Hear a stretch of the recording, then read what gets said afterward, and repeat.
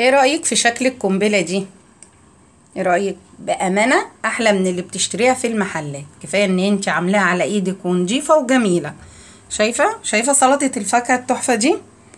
تعالي كملي معايا الفيديو وانا اقولك عملنا الحاجات الحلوة دي ازاي.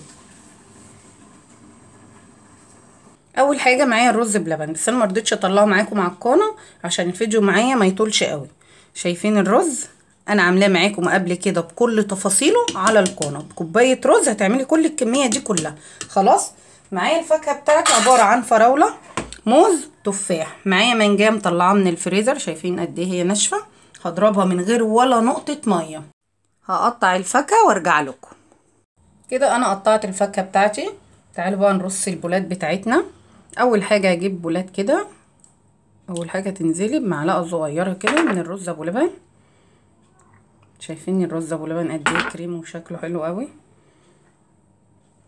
كده انا حطيت في البولات بتاعتي رز بلبن. هنزل بالفراوله اللي انا مقطعاها قطع صغيره.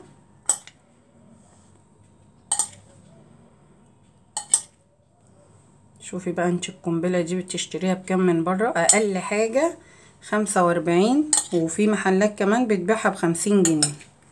شوفي بقى انت هتعملي كام بوله.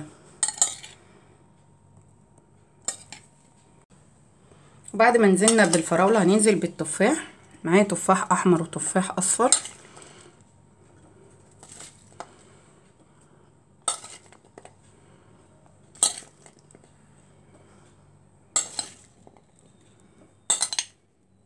معايا موز مقطعاه برضو خرط رفيعة بالطريقة دي وبالشكل ده.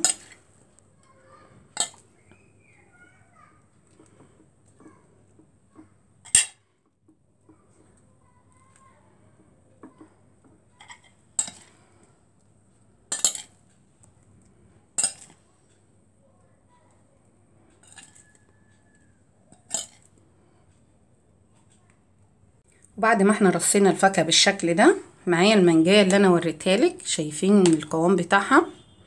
انا ما حطيتلهاش ميه خالص، حطيت لها يا دوبك شويه سكر صغيرين. هننزل بقى عليها كده بشويه. احنا بننزل بعصير المانجا عشان الفاكهه ما تسودش وبيديها طعم جميل قوي.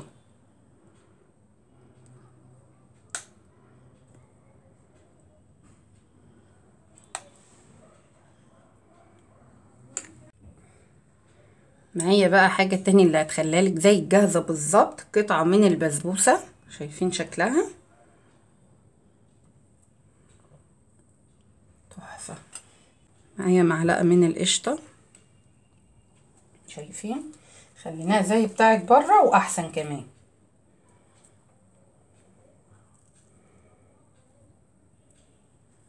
وهو ده الشكل النهائي للقنبله بتاعتنا. في اضافه تانية حابه تحطيها حطيها، مش حابه براحتك. شويه مكسرات كده على الوش. شايفين شكلها وجمالها بقى؟ خطيره.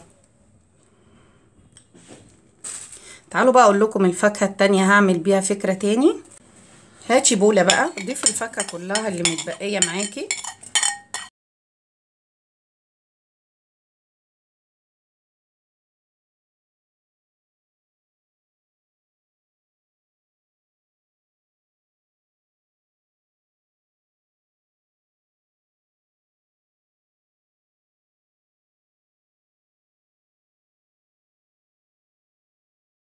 عصير المانجا. الفاكهه كلها كده بقى معاكي احلى طبق سلطه فاكهه. شايفين شكلها؟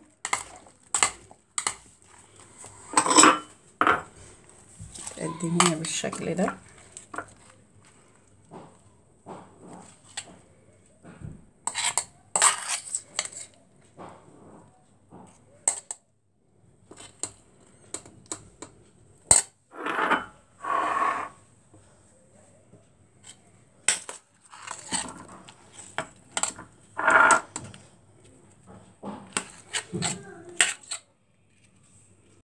وهو ده الشكل النهائي للقنبله بتاعتنا وسلطه الفاكهه.